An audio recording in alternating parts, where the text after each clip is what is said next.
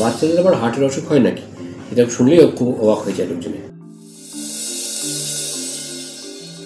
যদি কখনো দেখেন বাচ্চা ঠিক মতো ভালো করে খাওয়া দাওয়া করছে না, খেতে গেলে ভীষণ ঘেমে যাচ্ছে, কাঁদতে কাঁদতে নীল হয়ে যাচ্ছে, অজ্ঞান হয়ে যাচ্ছে, জন্মগত অসুবিধাগুলো হলো মূলত হার্টের যে গঠনটা, সেই গঠনটা অসম্পূর্ণ থেকে যায়। বাচ্চার যখন জন্মালো বা তারপরে পরবর্তীকালে আমরা ইকোকার্ডিওগ্রাফি, এক্স-রে, ইসিজি বা দরকার পড়লে সিটি স্ক্যান বা কার্ডিয়াক অ্যাঞ্জিওগ্রামের দ্বারা তার অসুখটা সঠিকভাবে নির্ণয়ন করতে পারি। এছাড়া অনেকেই বলতে পারেন যে এইসব চিকিৎসা কি অত্যন্ত ব্যয়বহুল। বাচ্চাদের যে হার্টের অসুখ হয় বা শিশুদের হৃদরোগ হয়, এটা আমাদের আজকের নয়, আজ থেকে প্রায় 200-300 বছর আগে থেকে সেই জিনিসটা জানা গেছে।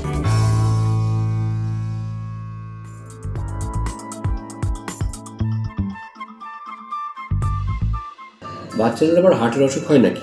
এটা শুনলেই খুব অবাক হয়ে যায় লোকজনে। বড়দের হার্টের অসুখ হয়, বড়দের নানা অসুখ বিসুখ হয়, যে শিশুদের তাদের আবার হার্টের অসুখ, এটা লোকজনকে বোঝাতেই আমাদের দম হালকা হয়ে যায়। এবার হয়েছিল যে বাচ্চাদের যে হার্টের অসুখ হয় বা শিশুদের হৃদরোগ হয়, এটা আমাদের আজকের নয়, আজ থেকে প্রায় 200-300 বছর আগে থেকে সেই জিনিসটা জানা গেছে। বহু বৈজ্ঞানিক তার উপর পরীক্ষা নিরীক্ষা করেছেন।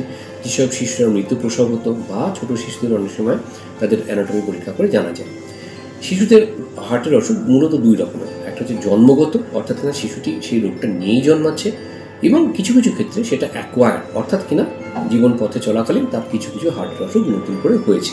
যেমন ধরুন হার্টের ইনফেকশন, হার্টের উপর টিউমার ডেভেলপমেন্ট বা হার্টের ছন্দের গণ্ডগোল, অথবা হার্টের অন্যান্য ভালভের infection, Kawasaki disease, infective endocarditis ইত্যাদি নানান রকমের অসুখ।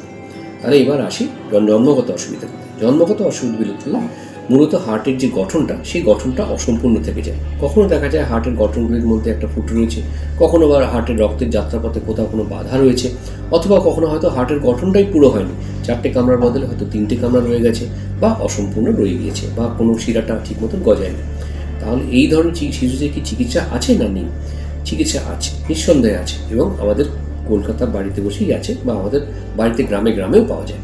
সেই ধরনের চিকিৎসা হচ্ছে, প্রথম কথা আমাদের যেটা মনে রাখতে হবে, বা মা বাবাকে যেটা আমরা সচেতন করি, যদি কখনো দেখেন বাচ্চা ঠিক মতো ভালো করে খাওয়া দাওয়া করছে না, খেতে গেলে ভীষণ ঘেমে যাচ্ছে, কাঁদতে কাঁদতে নীল হয়ে যাচ্ছে, অজ্ঞান হয়ে যাচ্ছে, বা ঘন ঘন সর্দি কাশি হচ্ছে, ওজন বাড়ছে না ইত্যাদিগুলি হচ্ছে, তাহলে হয়তো অন্যান্য কারণের সাথে এমনও হতে পারে যে বাচ্চার জন্মগত হার্টের অসুখ আছে।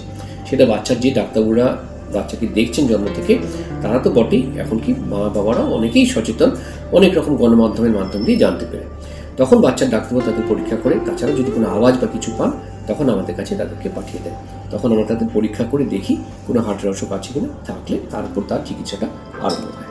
এই যে বাচ্চাদের হার্টের অসুখ, সেটা ডিটেকশন বা ডায়াগনোসিস হবে কী করে, বা তার চিকিৎসাই বা কী, সেটা শুনতেও খুব আশ্চর্য যে বাচ্চা মায়ের গর্ভে থাকাকালীন যেমন মায়ের আল্ট্রাসাউন্ড করে আমরা তার গতি প্রকৃতি বা অবস্থান বুঝতে পারি, এমনি ফিটাল ইকোকার্ডিওগ্রাম বলে একটা ইকোকার্ডিওগ্রাম, এটা অ্যাপ্রক্সিমেটলি আমরা 18 থেকে 22 সপ্তাহের মধ্যে করে থাকি।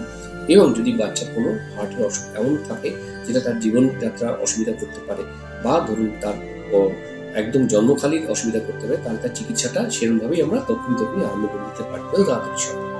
এছাড়াও বাচ্চার যখন জন্মালো বা তারপরে পরবর্তীকালে আমরা ইকোকার্ডিওগ্রাফি, এক্স-রে, ইসিজি বা দরকার পড়লে সিটি স্ক্যান বা কার্ডিয়াক অ্যাঞ্জিওগ্রামের দ্বারা তার অসুখটা সঠিকভাবে নির্ণয়ন করতে পারি।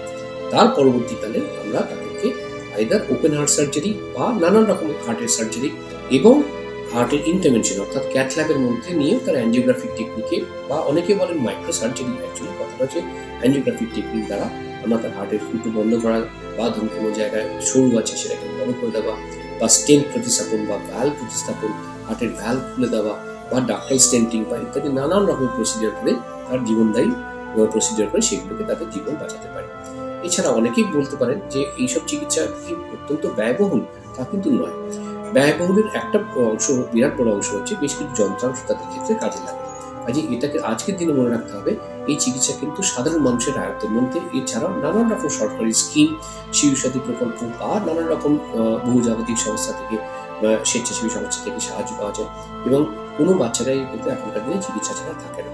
পরবর্তীকালে এদের ফলো আপ দরকার, এবং পরবর্তীকালে এর বাচ্চারা কেমন হচ্ছে না হচ্ছে, কেমন থাকছে না থাকছে, স্কুলে করা যেতে পারছে কিনা, আমরা দৌড়াদৌড়ি করতে পারছি কিনা, তারপর আমরা খেয়াল রাখি। এবং শুনলে আরও আশ্চর্য হবে, এককালীন যাদের হার্টের অপারেশন হয়েছিল তারা আজকে বড় হয়ে গিয়েছে, তারা মা বাবা হয়েছে, তাদের ছেলে মেয়েদের আমরা আবার দেখতে আরম্ভ করেছি।